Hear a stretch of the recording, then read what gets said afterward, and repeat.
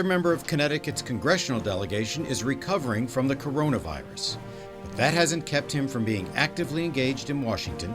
This morning, we're talking to 2nd District Congressman Joe Courtney about COVID relief and submarines. Restaurant workers are expected to protest at the governor's residence tomorrow morning, demanding help from the state. They're also upset about a Yale infectious disease doctor saying indoor dining should be halted. She's joining us. And from all indications, Connecticut is headed towards a housing eviction crisis. A former judge who's dealing with the crisis is talking about what tenants and landlords can expect. It's all ahead, Sunday, December 13th, 2020. From Eyewitness News, this is Face the State, Connecticut's most watched local political program.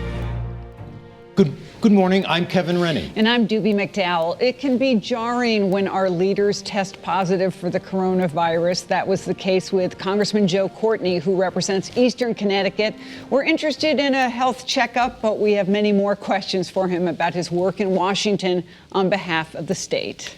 Congressman Courtney joins us this morning from his Norwich, Connecticut district office. Good morning, Congressman Courtney. Are you proof that a person can observe all our general rules on the coronavirus and somehow it still gets through?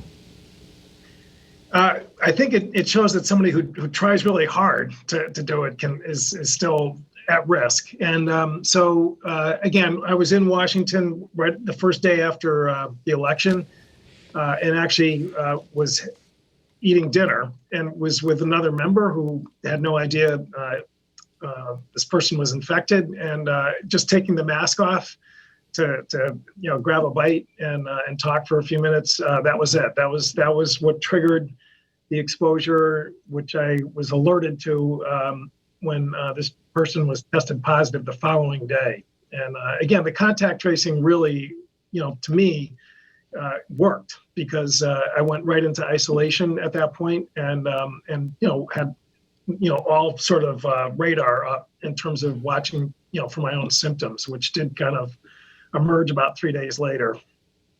Good. Hope you're feeling generally okay at this point. I am. No. I mean, I feel very lucky that it was, low-grade fever, aches, and a little bit of wheeziness, which I kind of get seasonal allergies anyway. So I was lucky to be able to get home, and as both of you know, my wife Audrey is a nurse practitioner, and she was all business when it came to enforcing the quarantine, and made some great turkey soup. Good. Well, helped the cause. Glad you're feeling better. Speaking of COVID, can we talk about the COVID relief package a little bit? And people, I'm sure, hearing these updates on it. But can you give a sense of why people in Connecticut should care about the COVID relief package and what impact it will have on various sectors? So again, when we did the CARES Act back in March, which was really, there were 4 consecutive COVID bills that moved very quickly and actually pretty impressive bipartisan collaboration. But again, we just seemed to have hit a stone wall after that through the summer and fall. What we've seen bubbling up is, as your intro pointed out, is, small businesses which use the Paycheck Protection Program, forgivable loan program, that's definitely in the rearview mirror. They've exhausted, that help. And for restaurants and venue related businesses, they need help. And I mean, I had a call with a restaurant that both of you know and a owner who lives in the district. I mean, his family had been at it for 40 years. I mean, there was total terror in his voice, in terms of the situation he's in.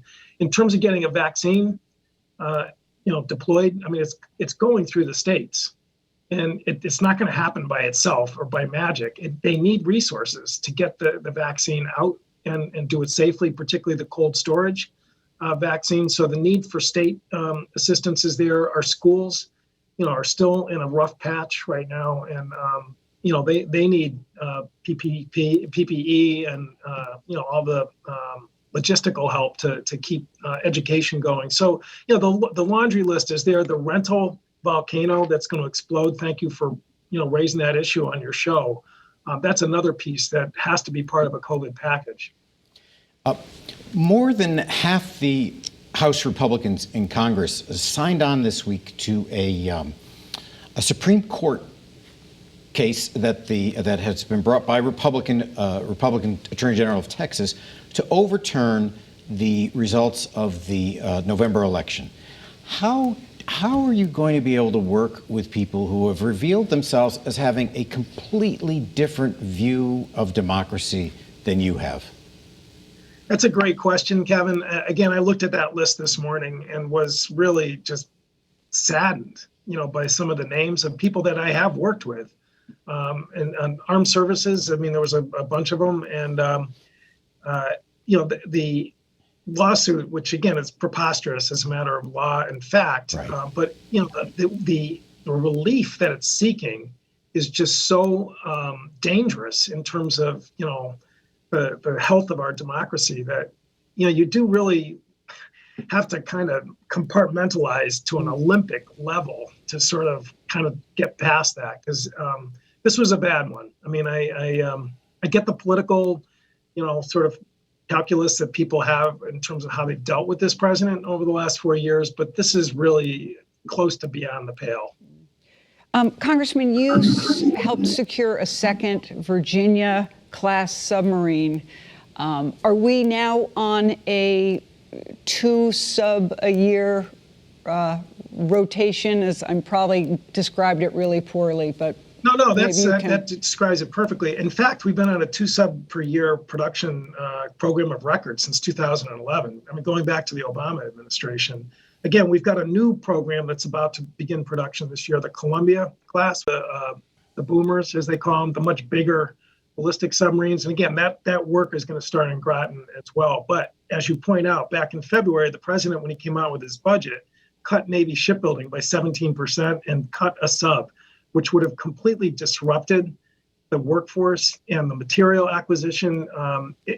These programs, it's a long game, and you can't fool around with that kind of perturbation in the program. So as chairman of the Sea Power Subcommittee, I was able to work with my colleagues. I mean, it was a $2.5 billion plus up to get that sub into the budget. So that's a lot of pay-fors and offsets that you have to come up with, because we were operating under a cap.